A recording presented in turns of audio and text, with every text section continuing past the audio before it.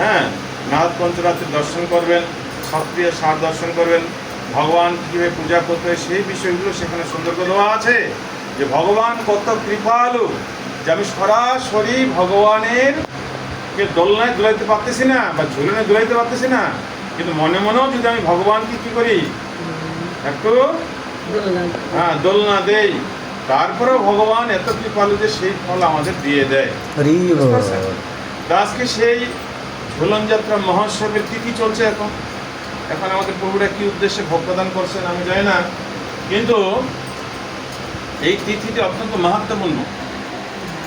এই তিথিতে আমরা যেভাবেই হোক না কেন ভগবানকে যারা ভোগ নিবেদন করব, হ্যাঁ, এবং সাধুগুরু বৈষ্ণবকে নিমন্ত্রণ করব, সুধীজনকে নিমন্ত্রণ করে প্রসাদ দেব, এটি জন্ম জন্মান্তরের একটি সবচাইতে পূর্ণ কর্ম। তো আমরা একটু ঝুলন সম্বন্ধে আলোচনা করি। হ্যাঁ, ঝুলন যাত্রা কীভাবে আসলো, ঠিক আছে। এক সময় নারদমুনি গেছিলেন, এক সময় নারদমুনি তার বিনা বাজাতে বাজাতে কোথায় গিয়েছিল? ব্রজমণ্ডলে, ব্রজধাম, বৃন্দাবনে। সেখানে অত্যন্ত সুন্দরভাবে নারদমুনি কী করছেন? বীণা বাজাচ্ছেন। এই বীণা বাদ্য শ্রবণ করে কৃষ্ণ অনেক খুশি হয়েছেন, খুব সন্তুষ্ট হয়েছেন। তাই কৃষ্ণ নারদমুনিকে বলল যে, হে নারদমুনি, আমি খুব খুশি হয়েছি তোমার বীণা বাদ্য শ্রবণে, তো তুমি আমার কাছে বর প্রার্থনা করো। তো নারদমুনি বলেছিল, আমি কি বর নেব, এই মুহূর্তে আমার কোনো বরের দরকার নেই, তা আপনি যদি দিতেই চাচ্ছেন তাহলে আমি একসময় চেয়ে নেব। তো কৃষ্ণ বলল, তথাস্তু। এইভাবে নারদমুনি যেহেতু ভগবানের অত্যন্ত শুদ্ধ ভক্ত, তাই রাধা রানীকে দর্শন করতে নারদমুনি যাইতো এবং রাধা রানীকে প্রণাম করত, হ্যাঁ, রাধা রানীর গুণকীর্তন করত। তো এই দেখে কৃষ্ণ একদিন রাধা রানীকে বলছেন, হে রাধা রানী, তুমি এই নারদের সাথে বেশি মিশামিশি করিও না, ঠিক আছে, কারণ ও তোমার সাথে মিশছে, ও কখন যে কি হ্যাঁ মানে কাচাল শুরু করে দিবে আমাদের মাঝে, তখন দেখবো যে তুমি আমাকে বলে যাবে। হ্যাঁ, এই জন্য আমি বলছি তুমি সাবধান হও যে তুমি নারদ মুনির সাথে বেশি মিশিও না। কে বললো কাকে? হ্যাঁ, কৃষ্ণ রাধা রানীকে বললো। রাধা রানী বিষয়টা অত গুরুত্ব দিল না, বুঝতে পারছেন?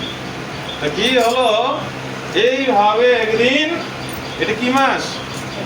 শ্রাবণ মাস। এই শ্রাবণ মাসে কিন্তু বৃন্দাবনে, এদিকেই প্রচলন আছে কিনা, তো এই মেয়েরা মায়ের বাড়িতে যায়, বাবার বাড়িতে যায়, মানে বাবা মারা মেয়েকে তাদের বাড়িতে নিয়ে যায় এই সময়টা, ঠিক আছে।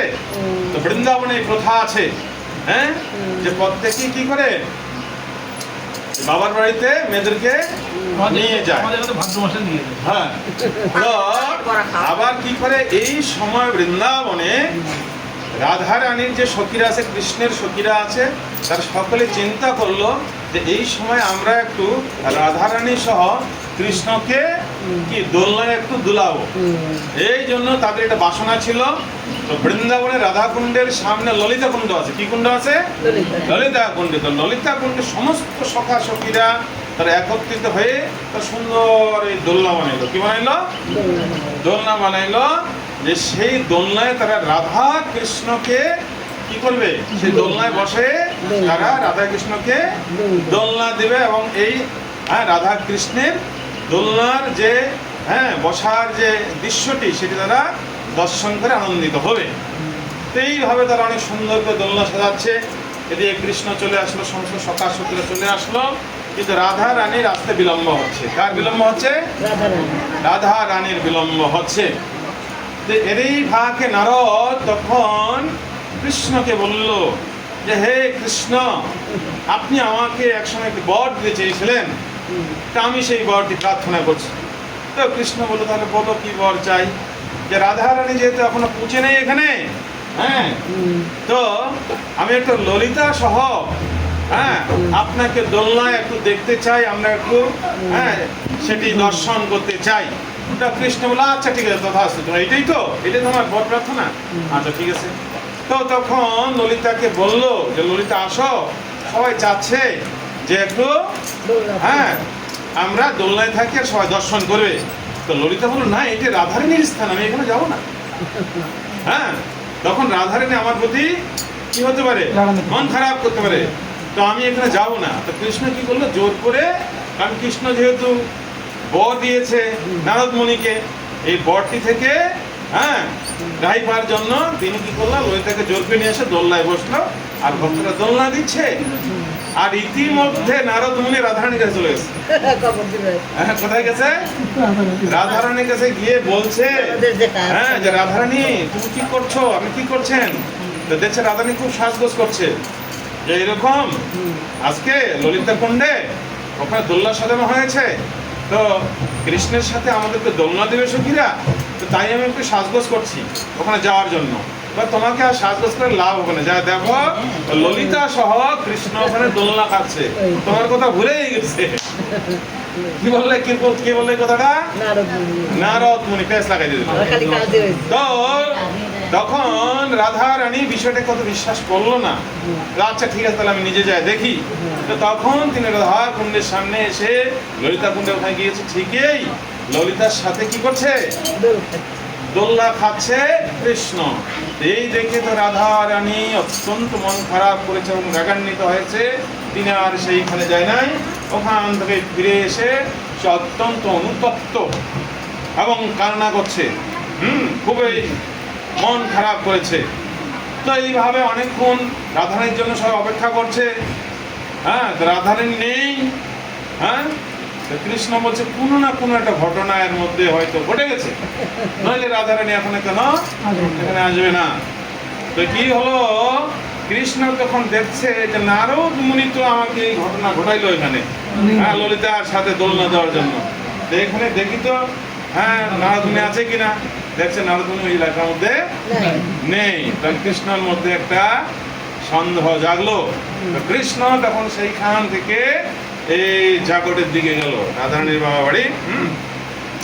তো ঠিকই যায় দেখছে যে রাধা রানী একটি কুণ্ডের পাশে খুব কান্না করছে, বেলাপ করছে। তো কৃষ্ণ গিয়ে বলছে যে রাধা রানী তোমার অপেক্ষা সবাই করছে। তো কৃষ্ণ দিকে আর তাকাচ্ছেই না, কথাও বলছে না, খুব মনে করে রাগান্বিত অবস্থায় আছে।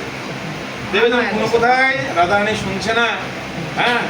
একে একে অনেকেই গেল সেখানে রাধারানীর মান ভাঙার জন্য, কিন্তু রাধারানী কিছুতেই শুনছে না। তখন কৃষ্ণ বলল, দেখো রাধে, আমি তোমাকে একসময় বলেছিলাম যে তুমি এই নারদ মুনির সাথে বেশি মিশামিশি করিও না, ঠিক আছে? তো এর নারদ মুনির মাধ্যমে তুমি কিছু শুনেছ? তখন রাধা বলল, হ্যাঁ, নারদ মুনি তোমাকে এসে বললো যে আপনি ওই ললিতার সাথে কি করছেন, দোলনা দিচ্ছেন, আমাকে কথা দিয়েছেন আমার সাথে দোলনা দিবেন, ললিতার সাথে দোলনা দিচ্ছেন। তখন কৃষ্ণ বুঝতে পারলো যে বিষয়টা কি। তখন কৃষ্ণ বললো, দেখো আমি তোমাকে ইতিপূর্বেই বলেছিলাম যে তুমি নারদের কথা কোনো বিশ্বাস করবে না, আর নারদের সাথে বেশি মিশবে না, মিশলে ও একটা বিকাল ঘটায় দেবে। তো কি হয়েছে, এরকম নারদ এসে বললো যে আপনি ললিতার সাথে দোলনা খাচ্ছেন। তো দেখো নারদ মুনি আমার সাথে কাছে এক সময় বর চেয়েছিল, তো সেই বরটি ওখানে গিয়ে বলছে যে আমি আপনার কাছে বর প্রার্থনা করি, আপনি ললিতার সাথে একটু দোলনা দেন। আর যেহেতু রাধারানীর বিলম্ব হচ্ছে, রাধারানী যখন আসবে তখন আর রাধারানীর সাথে আপনি দোলনা দেবেন। এইভাবে তো আমাকে নারদ মুনি বললো। তখন রাধারানী কিছুটা একটু শান্ত হলো। ললিতা কি কি এখানে গেলো, তোমার ওখানে তোমার সাথে এখানে গেলো? বল, দেখো ললিতা এখানে আসতে চায়নি, কিন্তু যেহেতু আমি নারদকে বর দিয়েছিলাম, সেই হেতু আমি জোর করে ললিতাকে আমার সাথে নিয়ে এসেছিলাম, এখানে ললিতার কোনো দোষ নেই। তখন রাধা রানী কি হলো, শান্ত হলো। তখন সমস্ত সখীরা মিলে রাধা রানীকে নিয়ে এসে রাধা কৃষ্ণকে একত্রে সেই ললিতা কুণ্ডে কি করলো, দোলনা। জয় রাধা রানী কি জয়, জয় প্রভু ভগবান শ্রীকৃষ্ণ কি জয়, যাত্রা মহোৎসব কি জয়, অনন্ত কোটি বৈষ্ণব বৃন্দ কি জয়, প্রভুপাদ কি জয়, আপন আপন গুরুদেব কি জয়, জয় জয় গৌর প্রেমানন্দে, জয় মহাপ্রসাদ কি জয়। ঠিক আছে, আমরা যারা এখন ভোগ দর্শন করেন